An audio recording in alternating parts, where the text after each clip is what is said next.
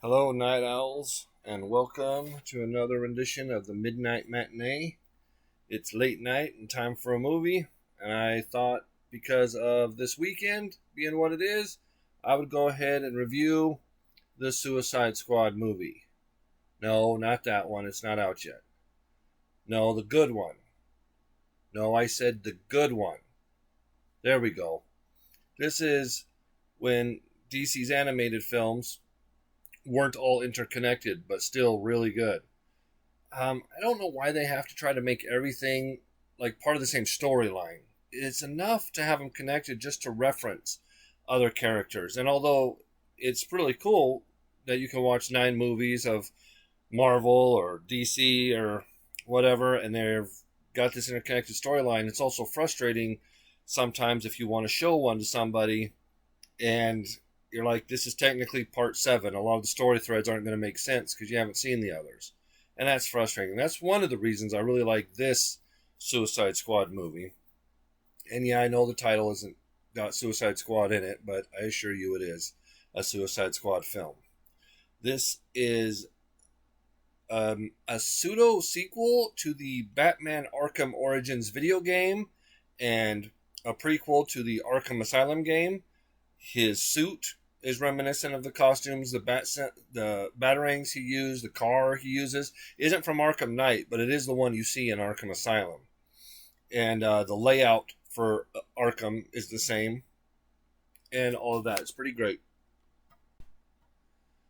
The storyline this time is that it starts off with the Riddler in a game of wits with Amanda Waller, which actually has some pretty good dialogue to it. And he's captured and sent to Arkham Asylum. But there's a complication that it keeps vague for the audience, which I think works really good. And she assembles her Suicide Squad to go in and infiltrate the Arkham Asylum and get this MacGuffin, we'll call it. Deadshot takes the lead again, mostly because he's the most reliable. He's not out of his mind. And then you get your typical beats for a Suicide Squad movie. One of the things I enjoy is the bickering amongst them. And I know that for some people, they find that a little typical, it's a little constant, but I think it works really well within the Suicide Squad because they didn't team up because they have any kind of respect for each other. They are not friends of any sort. They are thrown into this together and just told, hey, figure it out. And so there's going to be more bickering than usual. There's also some surprising connections between some of the characters. I don't mean outside of the storyline. I mean as the story develops.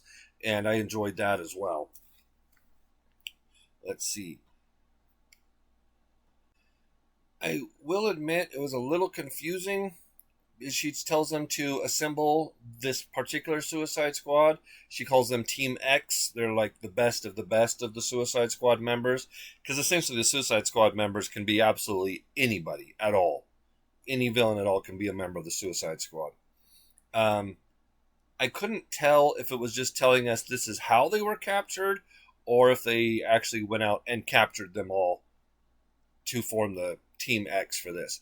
I'm hoping, and it's not clear, to me anyways, that it's just telling us how they were captured. But if they were captured, they should have been in Arkham. Well, that's not true. Not all of them are insane, so they could have been in regular prison. So I think it gives us a flash of how they were captured. You have Killer Frost, King Shark, and I like this version of King Shark. It's a little bit more grounded in reality. It's a little more acceptable.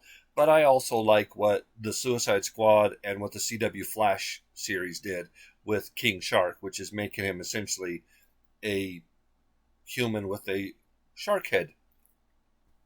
I enjoy that. In the team, you also have Black Spider, Captain Boomerang, and I have to say, I'm not the biggest fan of Jai Courtney, but I have really enjoyed his Captain Boomerang. I thought he was one of the highlights of Suicide Squad, and I am looking forward to seeing him play the character again. And you also have the KG Beast, who's really a throwaway character, so no spoilers, but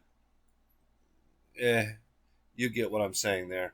Of course, Harley Quinn, which I actually like her inclusion in this movie. I know a lot of people are like, why is Harley Quinn even in this? She's not in the same league as King Shark, who can eat people, bite bars in half, and is bulletproof. She's not on the same level as Deadshot, the world's deadliest assassin. So why is she in it? And usually the answer is because she's popular, which is honestly a perfectly fine example or answer. That's why any of the characters are anywhere. But she actually has a point to why she's in this movie.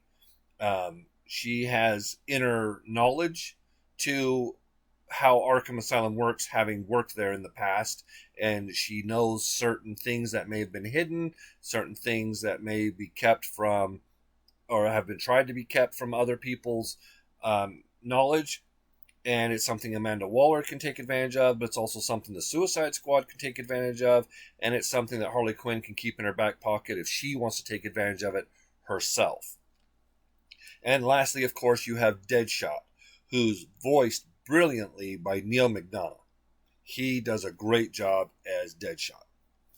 I also guess I kind of glossed over it when I was just mentioning Riddler, but I wanted to go over the man who does his voice, and I have to look that up real quick because I don't remember who it was. Matthew Gray Gubler. I think that's how you say his last name. You may know him from Criminal Minds. You may also know him from a few other movies. He's brilliant as Riddler. He makes a really good Riddler. I've always wanted to see Jim Parsons as Riddler. I still would love to see that. But this guy, he's perfect for that. Just gets under your skin with his smarmy attitude for Riddler. It's pretty great. This time around, Troy Baker is the voice of Joker, as he was in Arkham Origins. I love Mark Hamill. Mark Hamill does a fantastic Joker. He's definitely got a standard of his own, but he's not the only one who can play Joker. And Troy Baker does a really good job. I very much enjoy his version of Joker. There'll be a few cameos throughout the movie with Gordon, Alfred, Poison Ivy, Scarecrow, Bane, and so forth, and references to both Batman, Batman Returns, and even the games, obviously, the animated series, comics. There's a lot of just real tiny. They're not nostalgia or fan bait, but if you don't know it, it's not going to ruin. You're not going to feel like you're left out of the joke. But if you do know it, it's a little extra and it's a little fun, and I enjoyed that. So they end up getting sent to Penguin because he has a way for them to get into Arkham Asylum. I actually think they could have done it on their own, but it's always cool to see Cobblepot. And again, they're trying to tie it into the game and everything else. This is where they get suited up into their superhero costumes. And as far as Deadshot goes, I have to admit, I like the full mask, like what Will Smith wore, better than just the eyeglass, but whatever, it doesn't matter. And this is where, okay, the first Suicide Squad actually got it right. A lot of people think the Suicide Squad's job was to go fight these godlike beings, and it wasn't. If you watch that movie, which I will do a review on sooner probably than later, their mission was only to get Waller out of the city, to kill anything in their way, get Waller, and get out. The godlike creatures were going to be handled by the government or whatever else they had. That was not the mission. It's only later that they end up going up against the godlike creatures on their own. They're only sent after Waller. And this is what the Suicide Squad appears to be getting wrong. The Suicide Squad are not who you send after outer worldly, larger than life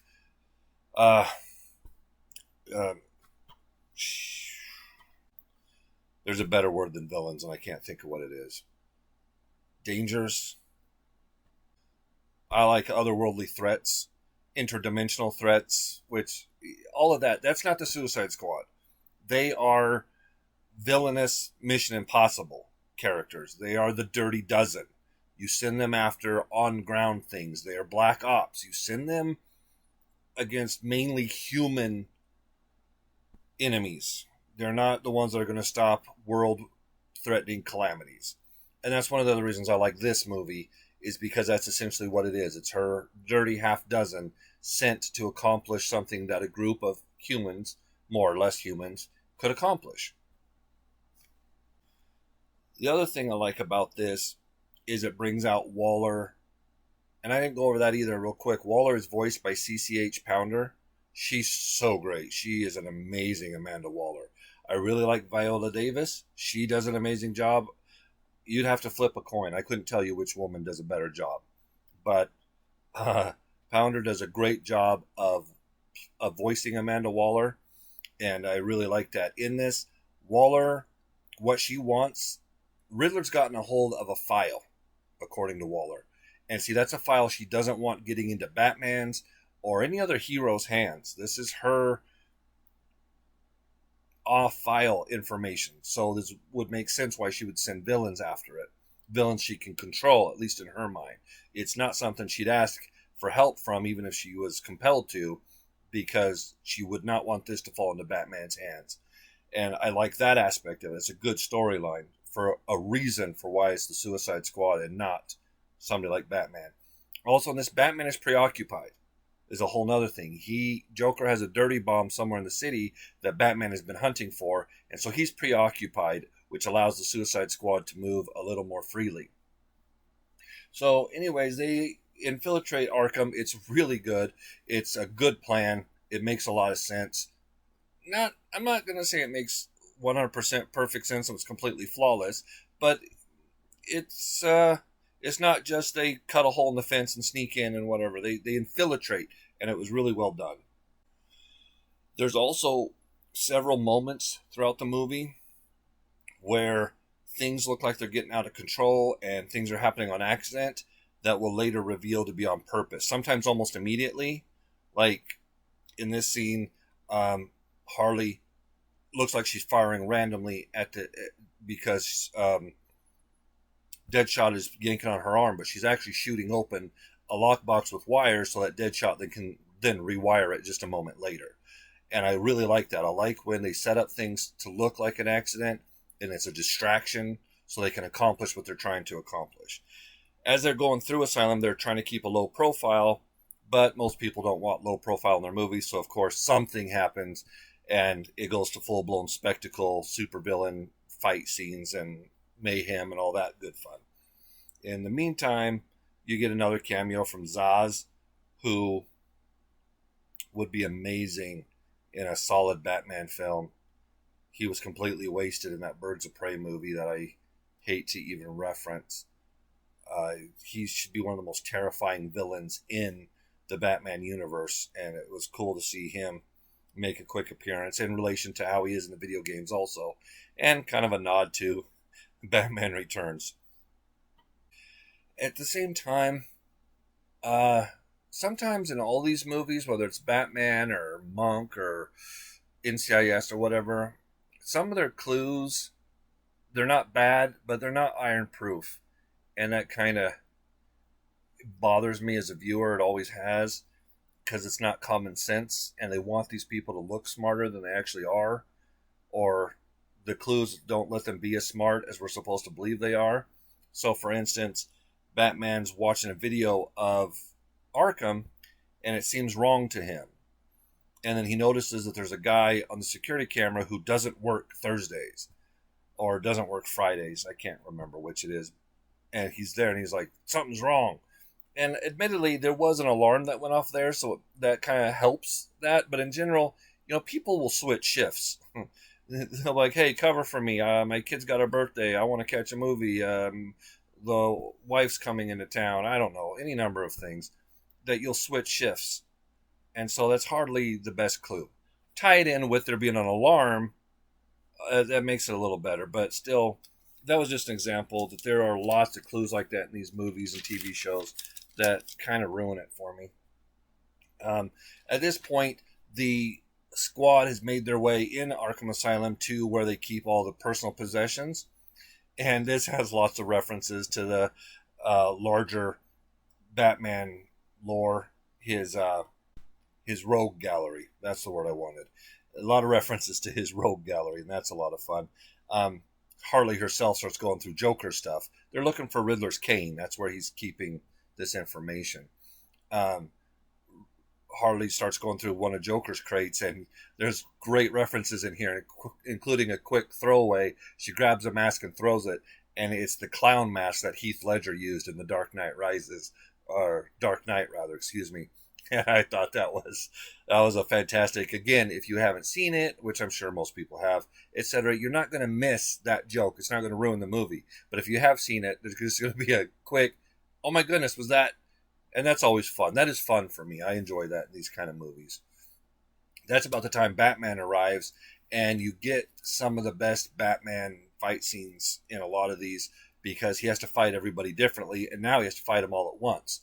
More physical, more brutal, with more gadgets to fight King Shark, quicker ninja martial arts for fighting Black Spider, and pretty much trying to just stay out of Killer Frost's line of sight because of her ability to freeze things, and having fought Mr. Freeze, he knows how to do that, but he's got to switch it between who he's fighting, and sometimes fighting more than one at a time. And then each fight, one of them will get taken out of the fight, and another one will come flying right back in right at the same moment. And that includes a fight with him and Captain Boomerang of Batarangs versus Boomerangs, and it's just exciting, it's fun, and my mind just goes to how the Suicide Squad and Suicide Squad itself, and just missed opportunities, because with Ben Affleck and different actors, because some of these characters haven't been brought to screen yet, and some of the ones that have done it, what an amazing live action movie they could do with talent and effort. And again, I actually liked Suicide Squad. It's not, I won't say it's my favorite, but I enjoyed it. But it could have been better. I think it was better than what the new one looks like, but none of them really compare to this one. This one is the best one so far, I guess you could say. I don't know that. I haven't watched the new one, but I feel confident from those trailers. This is another thing, the big fight scene. I hate the whole Batman does not kill, and I'm just going to touch on that like I probably will in every video I do about Batman. People act like there's only two kinds of heroes: the kinds that kill and the kind that don't kill, and that's it. Either you are a complete Boy Scout like Superman is quote unquote supposed to be, or you're the Punisher, when there is in fact a large chasm between those two. There's a huge scale. And while Batman is not and should not ever be the Punisher, he is not and was not originally created to be an absolute never kills anybody. It's something they added for the kids to make it more kid friendly when they created these rules for comic books, and they added that. And one of the reasons I don't like it is because in this scene, the warehouse starts tumbling down because of all the damage. King Shark is smashing through beams, explosions, freezing. It's falling in on itself, and a giant metal beam barely misses one of the villains. Now, had it landed on him, you could have an argument, oh my goodness, Batman killed that person. Because of Batman's actions, this person died. But because it's a cartoon, it barely misses them, or a movie, they do it in movies all the time, it barely misses them, and you're able to continue with your Batman never kills anybody.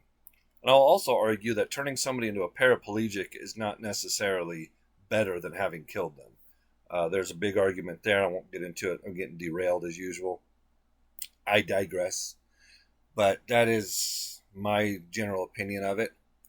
And remember, my view on opinions? That just makes me laugh. But anyways, no, I don't want to see Batman just killing everybody he comes in contact with. His main goal is to apprehend, to stop, to bring them to justice. But, things happen. That's why I love that warehouse scene with Batman and Batman vs. Superman. I have no problems with that fight scene. Yeah, a couple people died in it. That's what happens when you try to fight 18 people that have guns, knives, grenades, and everything else. And you go, well, it's a comic book. You write it any way you want. Yeah, but you want it realistic. And realistically, one dude fighting 18 people, he's not going to eyeball every centimeter of the fight to make sure nobody gets killed because he's such a good guy.